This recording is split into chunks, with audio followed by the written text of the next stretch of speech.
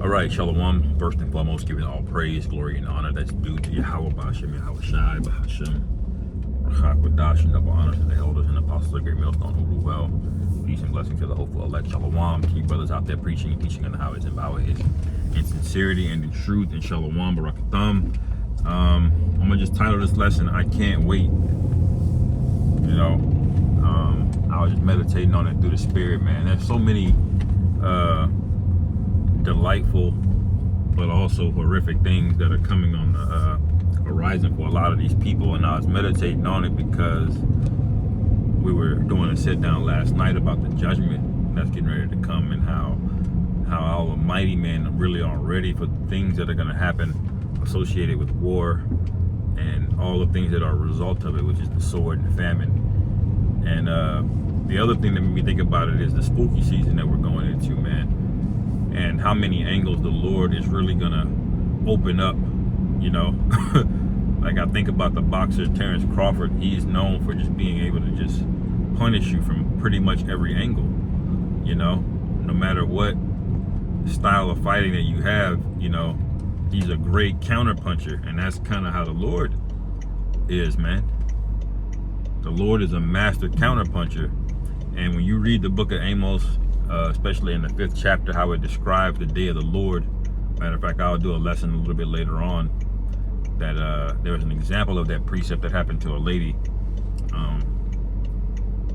But it describes the day of the Lord as a man that fled from a bear and the lion met him, and he leaned his hand on the wall and the snake bit him. You know, you read Ezekiel, the 7th chapter, you speak about mischiefs multiplying on people. All right, when you read Proverbs, the 1st chapter, you see how the Lord, all right, enjoys to see the wicked, the ones that mock, become mocked. You know, our enemies being had in derision. Those of you that scoffed at this thing, all right, the Lord is going to take pleasure in all of that, and the Lord is going to bring His greatest fear, your greatest fears, upon you.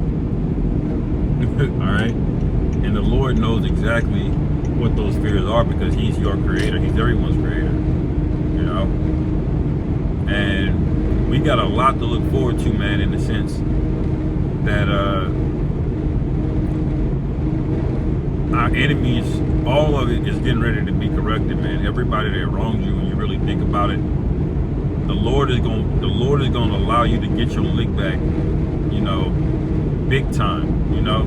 And in many cases, we're going to witness it, you know. When you read Revelation, I forget the chapter, but it speaks about the sea of glass, all right, mingled with fire, all right, which is basically us after our deliverance. And the chariots were able to look down upon the destruction of America, man, from the chariots. Why did the Lord set that up to where we have a front row seat of view?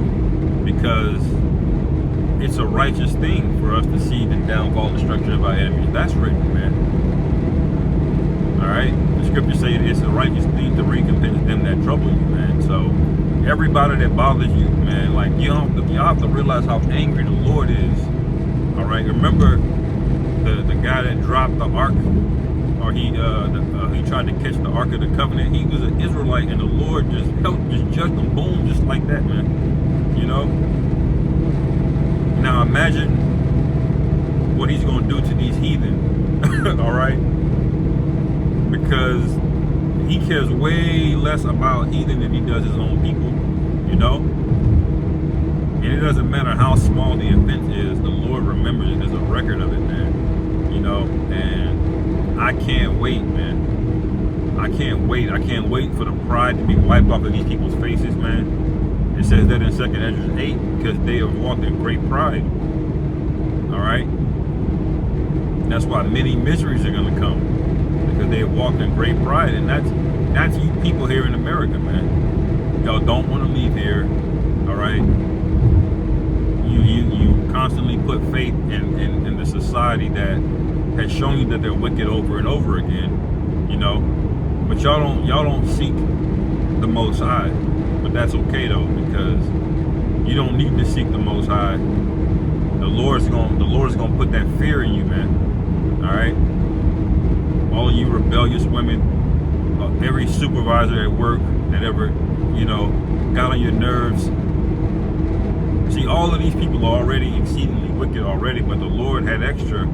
If you're a man of the Lord, you were in their life or in their path, and they dealt with you either treacherously or deceitfully, or just even if they scoff, even if it's mild, the Lord gonna get them, man. The Lord is looking for a reason to destroy this place, man.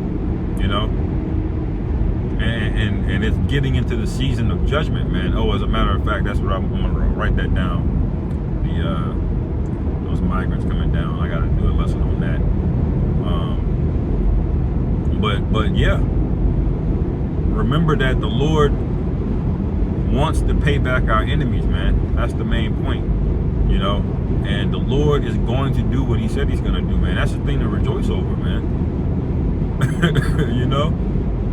You even though we're here to be chastised because we went off and we're punished, the Lord said, Esau, you furthered the affliction, man. I was but a little displeased with my people, man.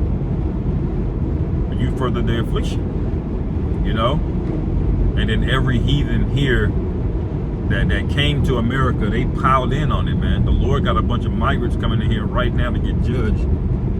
All right, you got a bunch of migrants flying across the border. All right, hoping for a better life, not knowing that this is a giant altar, man. The Lord is about to Sodom and Gomorrah this bitch. Lord willing soon. Because we can't wait. We don't want to have to get up and work a fucking job, answering the fucking Esau. We gotta get in fucking traffic every day. With these dopey ass juiced up people, man, who ain't right. We gotta wait in line behind, a bunch of roaches, man. Shit frustrating, but that's why we continue to hasten, man. And that's why we stay in the spirit of hastening, and we build each other up, we exhort one another, So we're gonna get our lick back, man. That's promised. That's in Daniel, the 7th chapter. I'm driving, I might be able to get it real quick.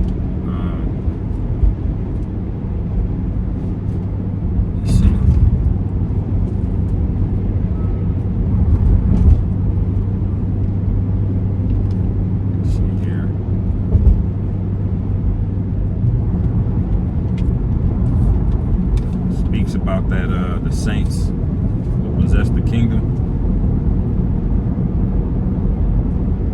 Let me see.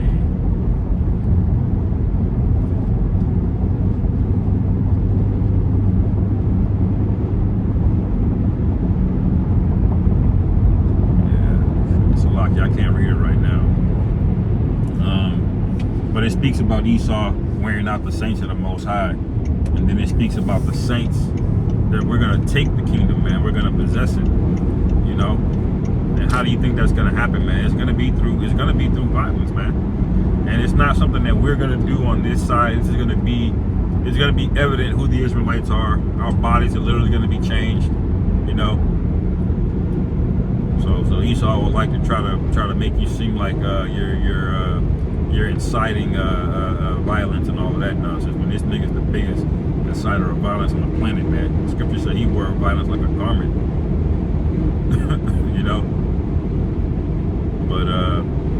But yeah, brother, that's really the main point that I wanted to make, man.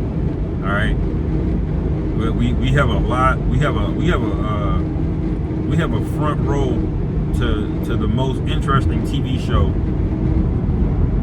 It's like the biggest revenge flick ever, man. It's like a marathon of John Wick. We're gonna witness that,